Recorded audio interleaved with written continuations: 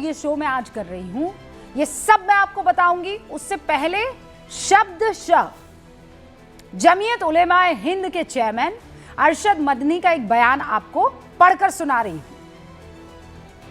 Mamdani New York का mayor बन सकता है, लंदन का मेयर एक खान बन सकता है, लेकिन हिंदुस्तान के अंदर कोई मुसलमान यूनिवर्सिटी का वाइस चांसलर नहीं बन सकता है।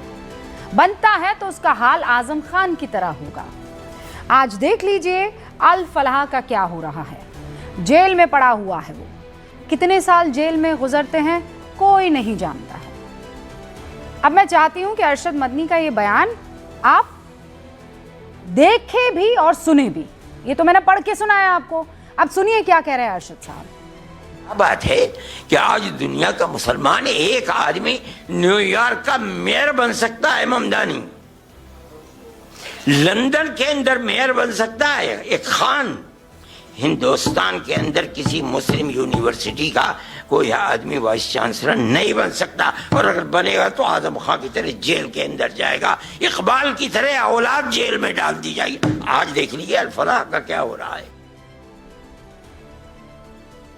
गजब हो गया ये तो। ममदानी साहब के लिए मदनी साहब की मोहब्बत आप देख लेते हैं।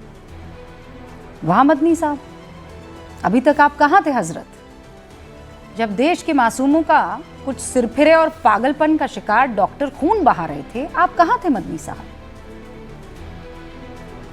आपके अंदर का ये गुस्सा तब कहाँ चला गया था मदनी साहब? मुसलमानों को लेकर आपका जो तथाकथित प्रेम है तब कहाँ गया था?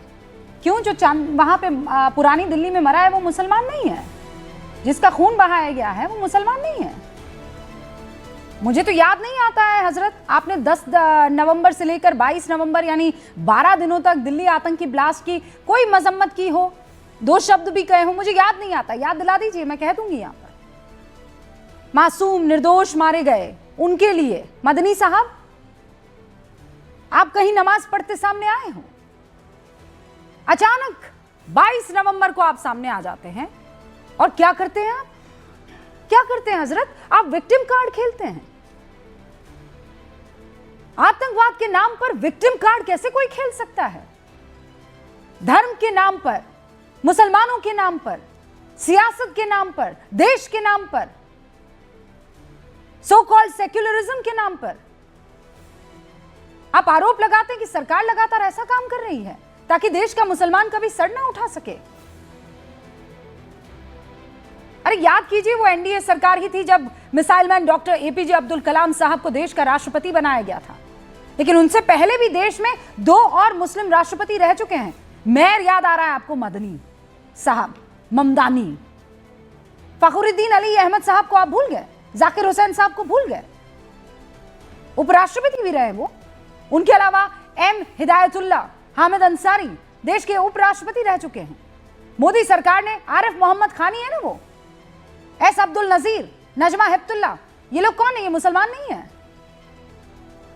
ये देश के राज्यपाल नहीं है अलग अलग राज्यों के। भारत में ऐसे भी कई मौके आए जब देश की न्याय व्यवस्था का प्रतिनिधित्व किसी मुस्लिम ने किया है। यानी जब कोई मुस्लिम भारत का चीफ जस्टिस बना हो, चाहे वो जस्टिस मोहम्मद हिदायतुल्लाह हो, जस्टिस एम हमीदुल्लाह बेग हो, अजीज मुशब्बर अहमदी हो, जस्टिस अल्तमस कबीर हो।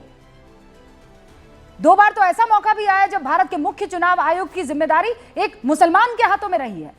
पहली बार 2010 में जब एसवाई कुरैशी साहब मुख्य चुनाव आयुक्त रहे, दूसरी बार मोदी सरकार में 19 अप्रैल 2015, 5 जुलाई 2017 तक 2 साल से ज्यादा देश के मुख्य चुनाव आयुक्त की जिम्मेदारी एक मुसलमान के हाथों में थी। नाम था डॉक्टर नसीम जैदी। कैसे हो गया ये?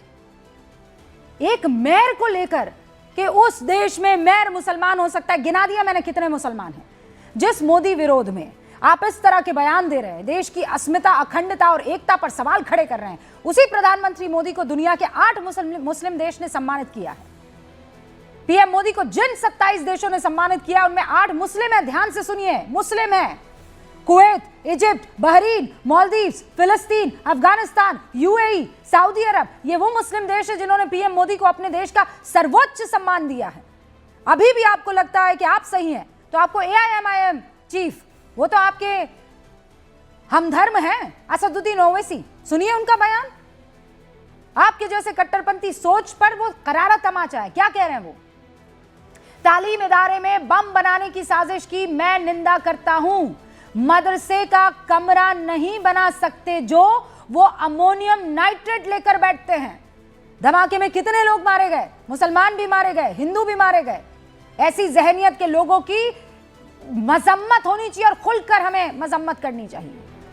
ओवैसी जी से आपके लाख मतभेद हो सकते हैं, लेकिन जब बारी देश की होती है तो जरूरत ऐसी सोच की और ऐसे ही बयानों की होती है ताकि कट्टर सोच का माकूल जवाब दिया जा सके। और ऐसे में सवाल है आज मेरा, आतंकवाद को धर्म के चश्मे से देखने की जरूरत हम सबको क्यों है? आतंकवाद से लड़ाई में अरशद मदनी विक्टिम कार्ड क्यों खेल रहे हैं? उम्र दराज हैं, बहुत ज़हीन हैं, बहुत उनकी इज्जत है, लेकिन इस मसले पर ये जो उन्होंने किया है कोई साथ खड़ा नहीं हो सकता है। आतंक की असल वजह पर बात करने से आप लोग यानी मदनी साहब जैसे लोग क्यों बच रहे हैं? मैं शुरू कर रही हूं गूंज।